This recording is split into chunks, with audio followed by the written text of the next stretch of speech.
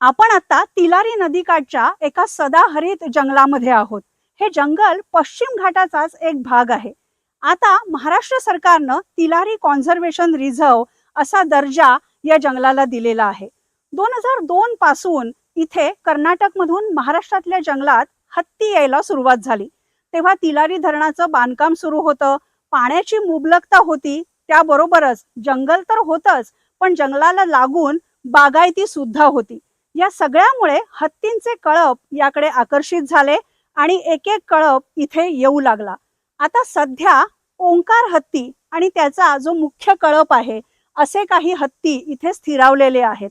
हे हत्ती कधी कधी बागायतीमध्ये शिरून नुकसान करतात. माणसांवर हल्ले होण्याचा सुद्धा धोका असतो आणि म्हणूनच या हत्तींना इथून कुठेतरी सुरक्षित ठिकाणी न्या अशी गावकऱ्यांची मागणी आहे. गेले 20 ते 22 वर्ष माणूस विरुद्ध हत्ती असा संघर्ष इथे सुरू आहे.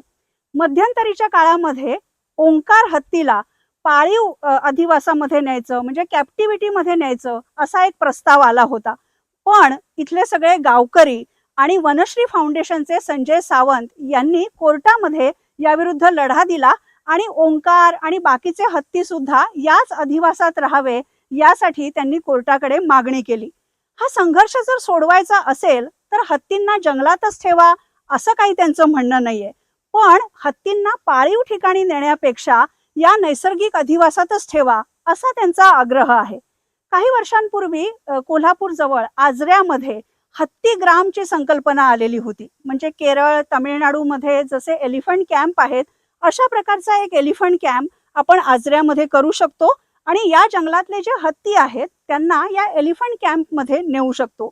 म्हणजेच गावकऱ्यांचं आता जे नुकसान होत आहे त्याच्यापासूनही ते वाचतील आणि हत्तींचं याच अधिवासामध्ये संरक्षण होईल. माणूस विरुद्ध हत्ती हा संघर्ष सोडवण्यासाठी वन खात्याची टीम सध्या खूप काम करते. हे हत्ती कुठे कुठे फिरतायत या सगळ्याचा ट्रॅक ठेवला जातोय. थर्मल ड्रोन्स वापरून अगदी रात्रीच्या हालचाली सुद्धा टिपल्या जात आहेत. पण तरी सुद्धा हत्तींमुळे होणारं नुकसान अजूनही आपल्याला टाळता येत नाहीत. हत्ती जर इथे असले तर हत्तींच्या निमित्तानं हे जंगल वाचेल. या जंगलाला सदाहरित दर्जा जो आहे तो आणखीन राखला जाईल अशी वनश्री फाउंडेशनच्या कार्यकर्त्यांची मागणी आहे. गावकऱ्यांची सुद्धा मागणी आहे. हत्तींच्या बद्दल इथल्या गावकऱ्यांमध्ये एक श्रद्धा आहे, आस्था आहे आणि म्हणूनच आपले हत्ती आपल्या क्षेत्रामध्ये सुरक्षित राहावेत असं त्यांचं म्हणणं आहे.